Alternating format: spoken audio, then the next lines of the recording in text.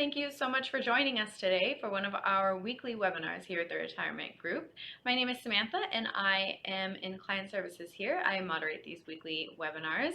In just a moment, we're going to be joined by our advisor, Patrick Ray, and he's going to be speaking to healthcare employees about the emotional journey you embark on as you decide your retirement date. He's also going to discuss how these emotions could impact your investment decisions and your financial future. Before I bring Patrick on, however, I'd like to just remind you very quickly that although we work very closely with both active and retired healthcare workers, we are not affiliated nor endorsed whatsoever by any specific healthcare company.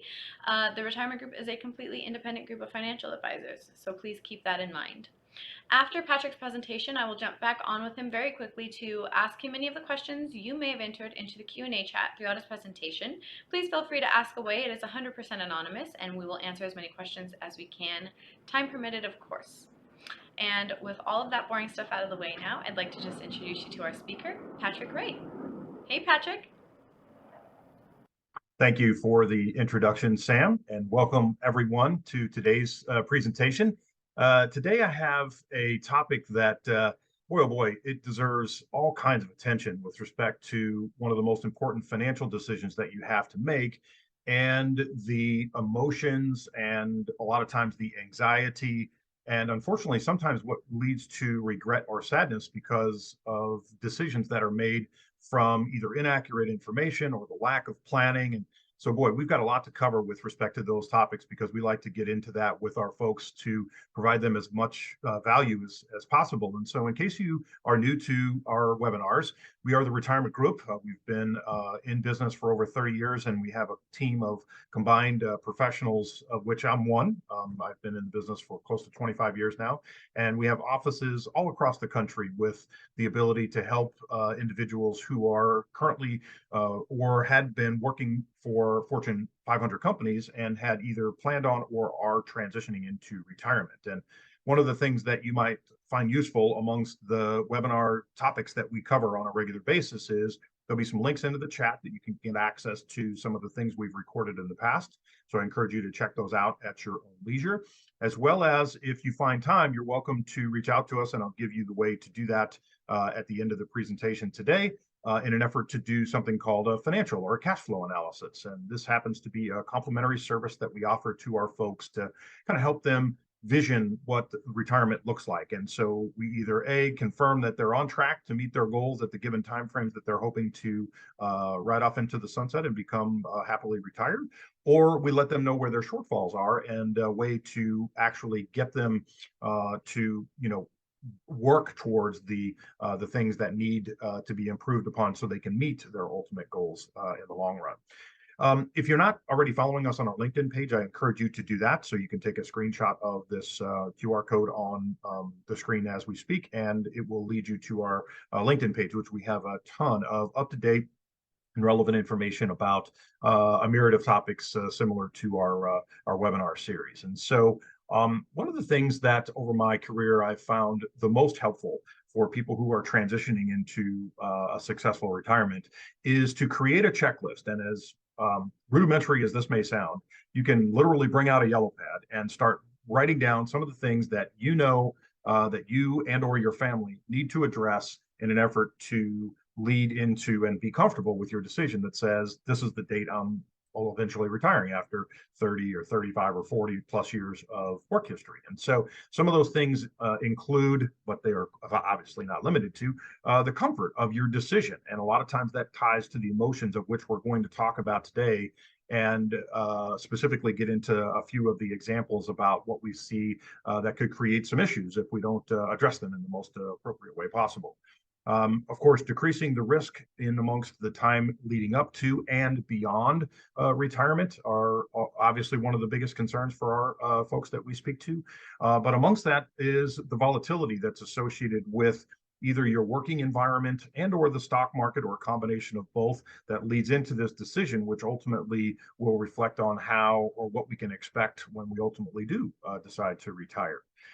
Increasing retirement income and maximizing that is clearly number one priority for all folks, because obviously you're giving up the revenue stream that's coming into the household that you're currently working for, and you're going to ultimately lead back to and lean on the things that you've worked an entire lifetime to accumulate. So retirement income and maximizing that in all aspects is clearly a priority.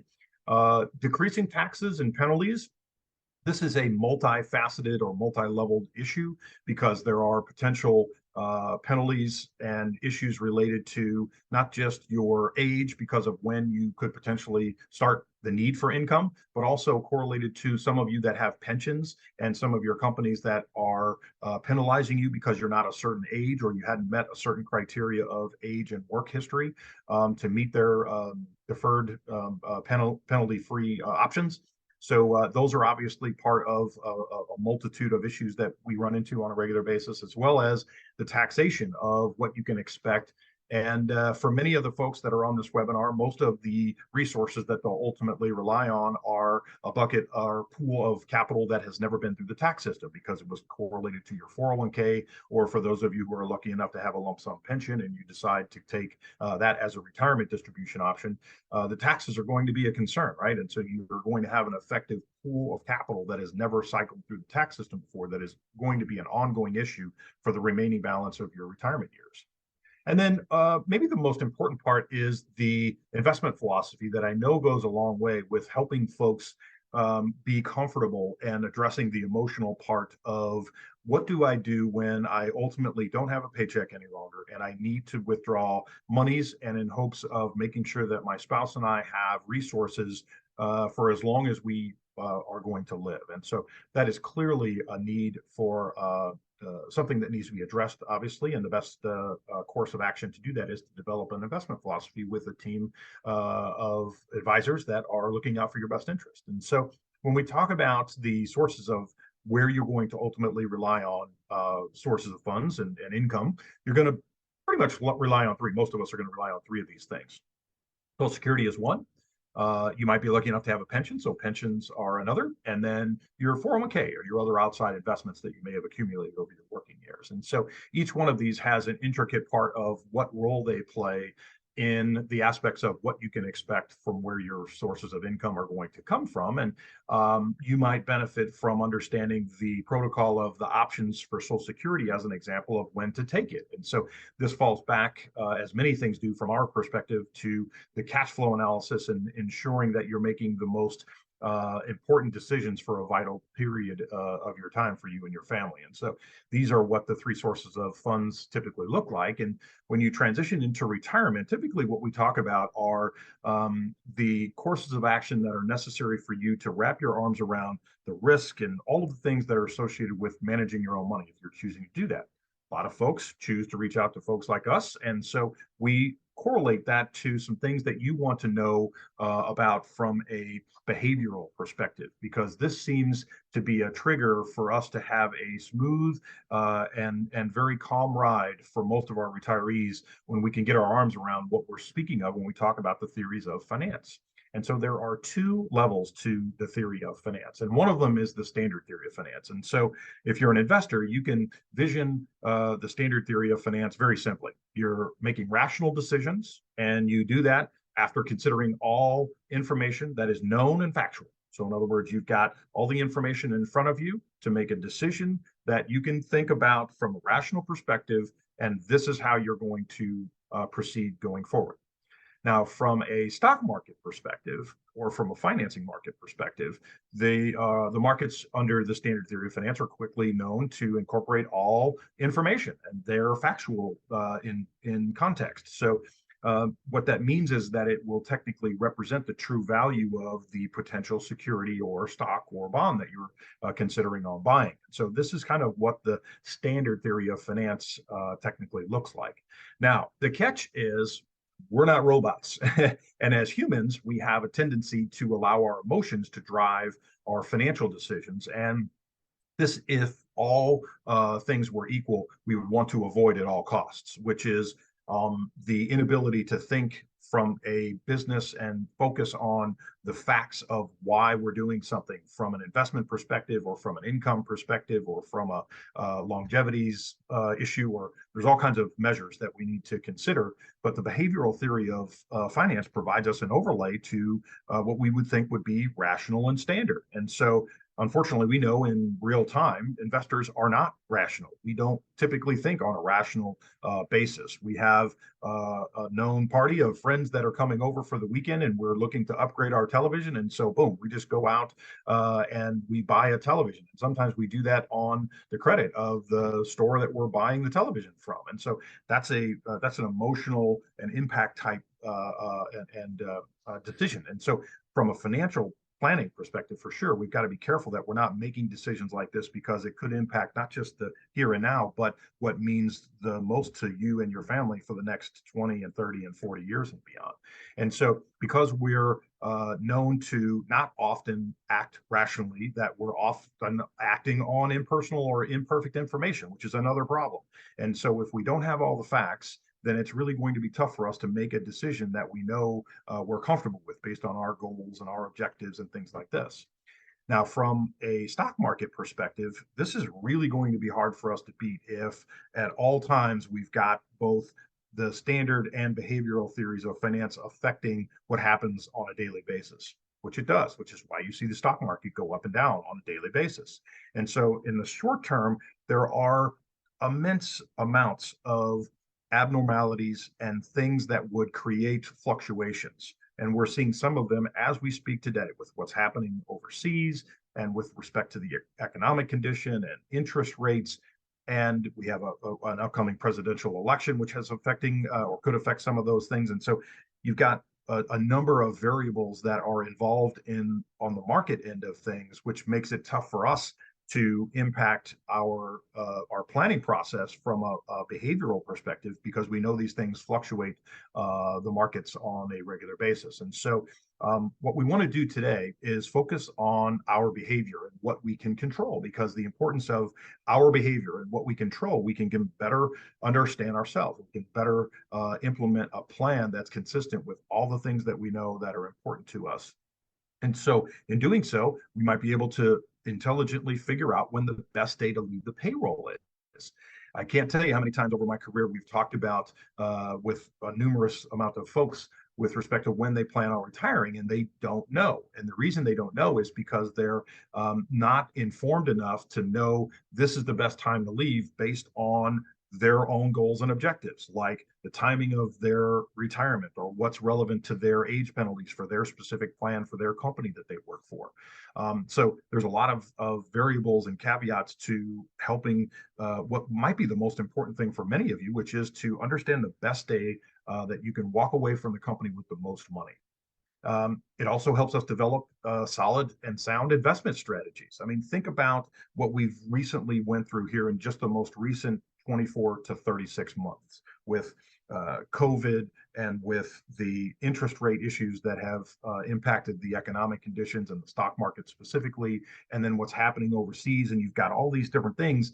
How many times have we wanted to address and or change the investment philosophy because of these short-term things that have occurred, right? So I get calls on a regular basis and say, man, the stock market's going sideways. Is it time to get out of the stock market and get into cash so we can help, create a floor for what's in your 401k because you can't afford to lose any money? And while I can appreciate the emotional attachment that you may have to that, that may very well not be the best thing for you to do.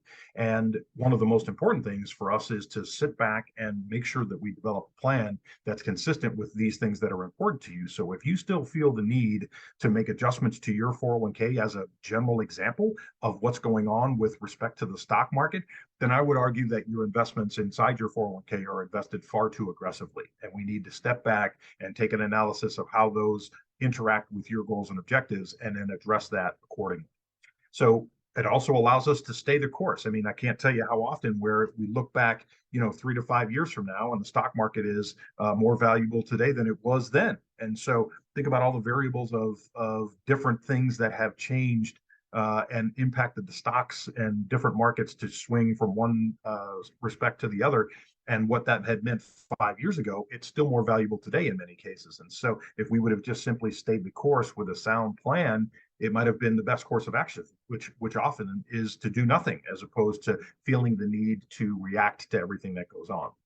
And so in general, This is clearly going to give you a better overall experience with respect to your plans and what's happening to your investments specifically. Now, on the behavioral side, there are a few things that I'd like to point out that are relevant to some things that we see on a regular basis. And some of these behavioral characteristics are referred to as like loss aversion and narrow framing and anchoring and mental accounting and hurting and regrets. Media response is a big one. So we're going to talk about a couple of these things, okay? First of all, hurting. The best example that we have of hurting would be to consider what is relevant today as, for example, the hottest investment that you can buy. Okay, so this slide shows a outlook of a 3, 5, and 10-year window of what happens to a five-star mutual fund. So if you're familiar with Morningstar, Morningstar is a rating system that rates investments and specifically mutual funds.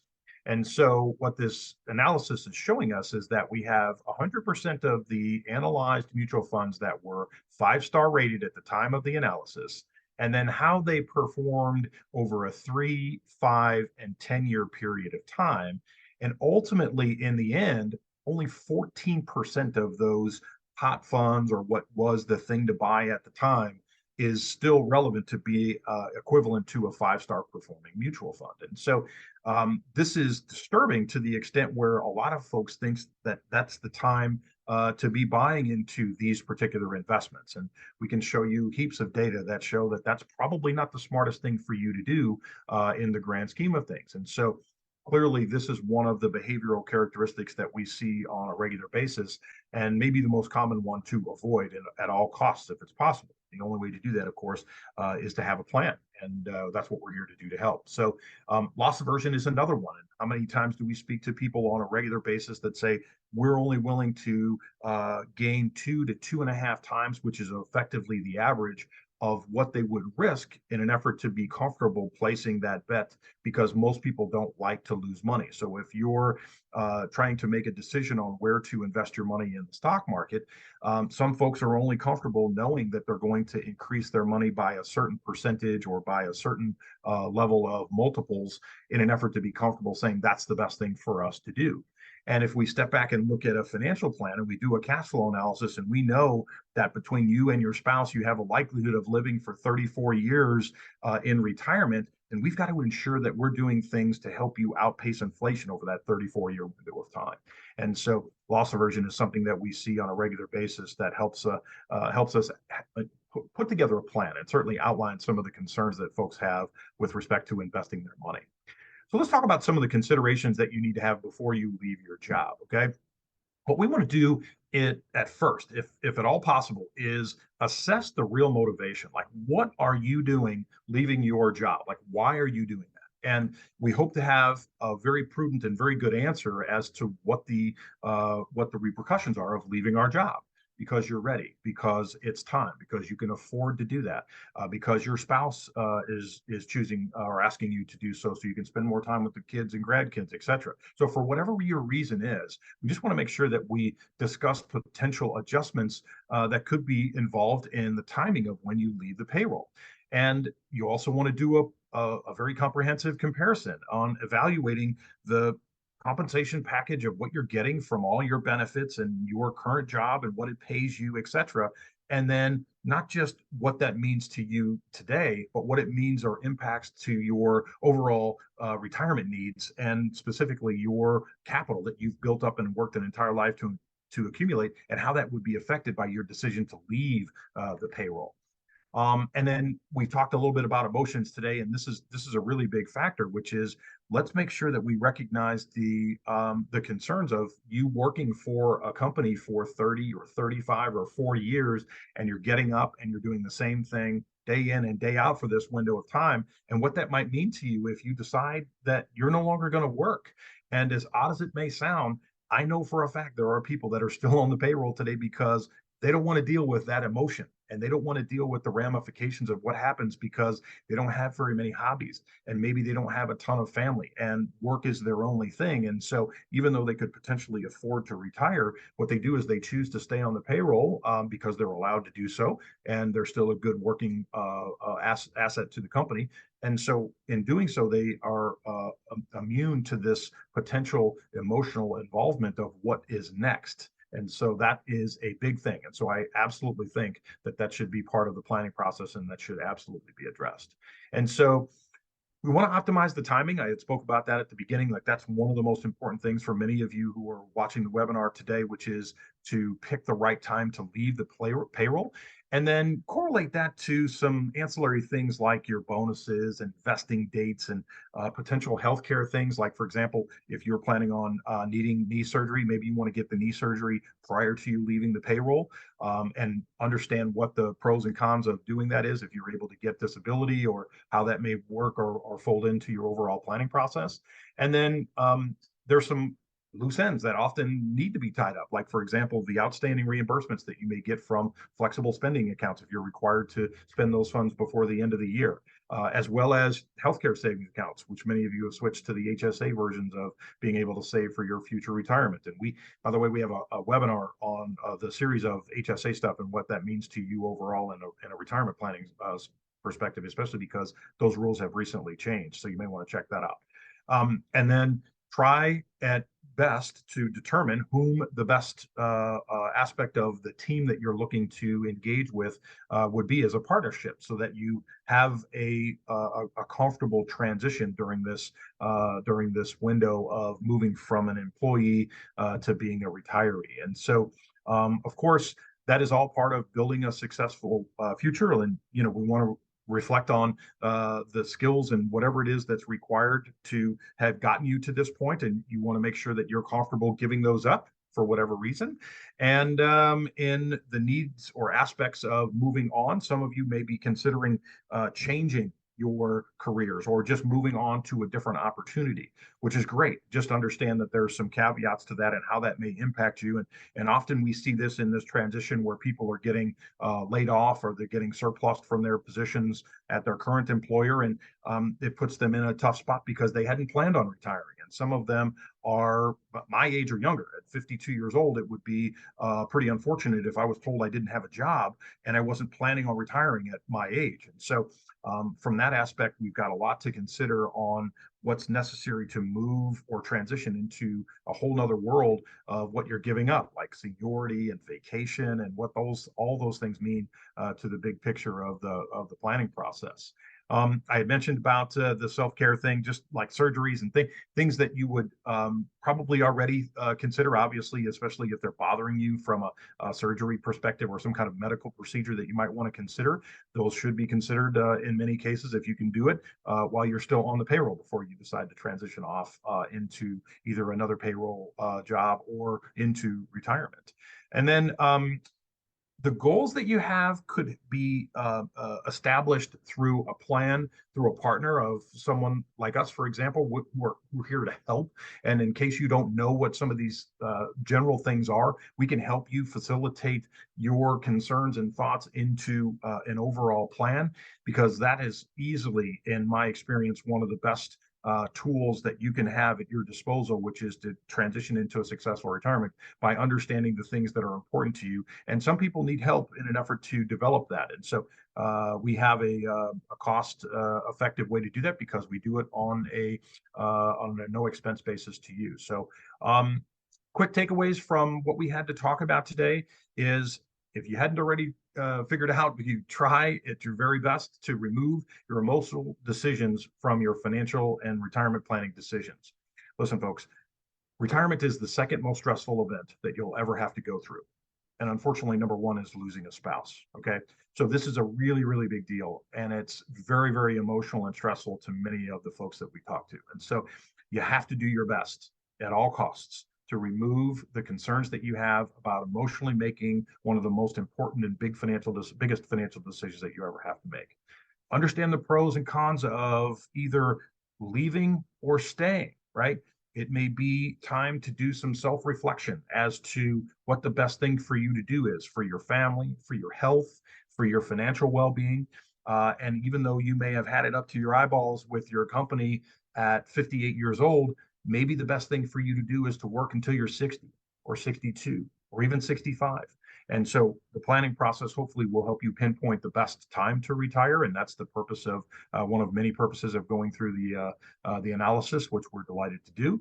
And then make sure you do your homework, right? Make sure you take the time to consider all of the things and others that we have spoke about today to help you plan and achieve financial success in retirement. Because most people who are over the age of 50 do not have a written financial plan. And there's just no excuse for that because we do it for free. And so we're willing to spend some time with you if you're willing to spend some time with us. Okay. And the way you do that is by reaching out to us at either emailing us at info@theretirementgroup.com. You can call our 800 number, which is 800-900-5867.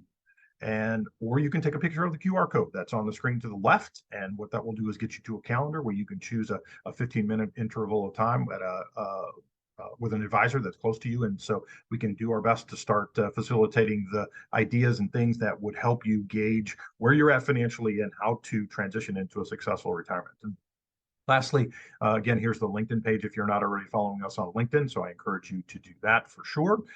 And with that, what I'd like to do is turn the presentation back over to Sam to see if there's any questions that we may be able to answer before we let you go for the afternoon. Sam? Hey, Patrick. Yes, let's answer some questions. Okay. Number one, I'm feeling somewhat betrayed by my company's return to office policy. How can I form a solid plan to navigate toward SPE if I'm laid off? Ugh. Wow, how brutal is it to just be told that, it's okay for you to work from home, and then all of a sudden, bam, you got to go back to work. And I know also on top of that, some of you are dealing with other issues of your jobs being transitioned into a different location, which is even worse, right? So, look, the best advice I can give you is when you're when these needs are in the forefront, right? It creates some urgency. And what you have to be careful of is using your emotions, as we talked about today, in allowing that to drive your decisions. And so one of the most important things you can do is to create a retirement plan that's consistent with all of your goals and objectives as we speak today, and then simply use that as a template to ensure that you're on track to be comfortable whenever it is that you decide to retire. And so everyone is different. Everyone has different needs, and they have different timetables, and they have different planning aspects. Some are married, some are not, and some have children, some do not. And so all of these create different variables for every single person. So it's really important for you to take into consideration what's important to yourself and your family and your situation, and build off of that by creating a plan that's consistent with all these things that are important to you. So I hope that helps. Ready. Thank you, Patrick. This next one, I'm a little embarrassed that my 401k declined so much compared to some of my colleagues. What can I do to help alleviate some of this stress? Boy, this is tough, right? I mean, I think the first thing I want to say is you have to be very careful about comparing your financial situation to anyone else's, right? Because that other person may not have told you that they put all of their money in one given environment or one given area of the stock market. And maybe at the time you talked to them, that particular area was doing well when the other areas of the stock market was not doing well. So it looks like he or she is a hero from the decision that they made, right? So from a declines perspective, there's a couple of things going on. Maybe you have company stock inside your 401k, and that company stock is not performing as the markets are performing, or it's either better or worse. And so that would be something that might be a red flag. If you're concerned about that, we would probably want to take a look at that. And then maybe even as a holistic view, concern ourselves with if we're just simply taking too much risk overall, right? I had mentioned this a few minutes ago, which is you got to be careful about feeling the need to react to every piece of information that happens on a daily basis, especially with respect to what's happening to the stock market. And so because of that, we want to make sure that we've got a sound plan and that your 401k has the solutions within the framework of that account to meet your overall plan. And that way you don't feel the need to be concerned or have anxiety because maybe your account is down a little bit because frankly, the stock market is down. And so that might be a normal course of action in a given day or week or month, for example. So I would say in this particular case, I probably would encourage you to do an analysis on the actual holdings that you have versus the risk that you're comfortable taking, and confirm that those two things are in line with one another. That's for sure. I do apologize if you're hearing the jets go over us at the moment. We are near Miramar Air Force Base, and I think they're Yeah. They're flying around. So I apologize Ah, if you can hear that a little too loudly. All right, Patrick, thank you. Number three, with the stock market's downturn and the issues going on overseas, it's causing me some anxiety. Would it make more sense to push back my retirement date? yeah, this is a good one, right? I mean, we're getting ready to run into a presidential election, right? There's a whole bunch of stuff that's going on overseas, as you pointed out. Um, Listen, I would never tell anybody that it's a mistake to continue to work in the general aspect of planning, right? If you're working, yeah, I mean, in theory, you're bringing in the funds that you need to live off of, which allows you to postpone removing any of your capital from any of your investments. So, frankly, the longer you do that, the better. Forget the fact that there's weird stuff happening overseas, and we're in a kind of an odd time in our economic condition, et cetera. I think the bigger picture is making sure that when you're ready to stop bringing in income, it's because you're comfortable relying on the sources and things that you've accumulated over your working years for the rest of your life. And so that's a big decision, and that's why I said, from an emotional perspective, this is one of the most important things that you have to decide on. So because the stock market is down, look, the stock market's going to be down when you're retired too. So let's be crystal clear. If you have money or the need to have money in the stock market to help you outpace inflation during your lifetime, we can almost guarantee, because there's not very many guarantees in our business, but the stock market is going to change values, and it's going to happen when you're retired as well. So you have to be prepared for that on both fronts, right? On the front of when you're working, as well as when you lead into retirement. And so I think that the big picture of how those interwork or intertwine with your goals and objectives is the bigger concern. And there may need to be an adjustment made on either the level of risk you're willing to take in your assets or the timing of when you decide to leave the payroll, because it just may simply be best for you to keep working for a while. All righty. Fourth one, I empathize with some of my past coworkers who are now struggling retirees. How can I remain hopeful yet rational about my own decision to retire? Well, that's a great question. Again, I would caution you to be careful about friends and coworkers or anybody else who retired or who's still working and how they have their 401k invested or what they're doing with their retirement, et cetera. Because what's most important is what's best for you and what's best for your family. So, having said that, though, I can appreciate that you empathize with some coworkers who maybe they were asked to leave the payroll, and maybe those people, in addition, couldn't find employment. Because I know some folks like that. I have them as clients, and so that's pretty unfortunate, right? So, I think that in the big picture, having some empathy with those folks is clearly understandable for sure. But yet, how that applies to you is questionable, right? I'm not really sure, because maybe the need for your income is 2 times greater than the person that you're referring to who actually retired, or vice versa. Their need for income was twice as much as yours.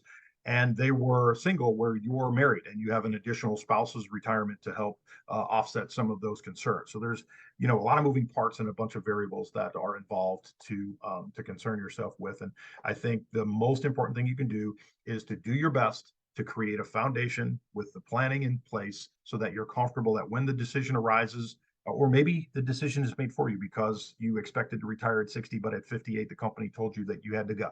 And if that's the case, you're prepared at least, right? So maybe you need to get work for 2 more years or so, or maybe you're just ready to fast forward your retirement and start a few years earlier. But either way, the planning process is the easiest solution to all these concerns for the most part. Alrighty, Patrick. I think we only have time for one more. So there is going Okay. to be a link in the chat that you can click to book an appointment with Patrick or one of his colleagues after this. I do apologize if we didn't get to your questions today. We like to respect your afternoon. Patrick, last one. I have some fears about inflation affecting my 401k. What steps can I take to safeguard it? Well, yeah, that's a great question. I mean, look, history has shown us that the best tool in our arsenal to outpace inflation is the stock market, right? The problem is that some people don't have the appetite for that, and I can totally appreciate that, right? So what we have to do is find the mix of what's right for you. And so while the unfortunate scenario of declines that occur, which happen obviously, and some of the recent activity has shown us that with what the stock market is doing as we speak today. But knowing that over your lifetime the best thing to do is to have exposure to something that can outpace inflation might be the most valuable tool for us. And the way we figure that out is to do some planning and to do some homework and to see what your needs are, how much money you've saved, where it can come from. Do you have a spouse that has anything to add to the overall planning process? When the right time is to consider Social Security, and many of other things that would all entail an important part of the overall planning process. And so until we get a handle on that, it's really tough to say what the best short-term course of action is. And what we would hope to do is to have a good, solid formed plan for the long term and adjust accordingly as we need it, as life events happen and as things occur. All right, Patrick, that was it.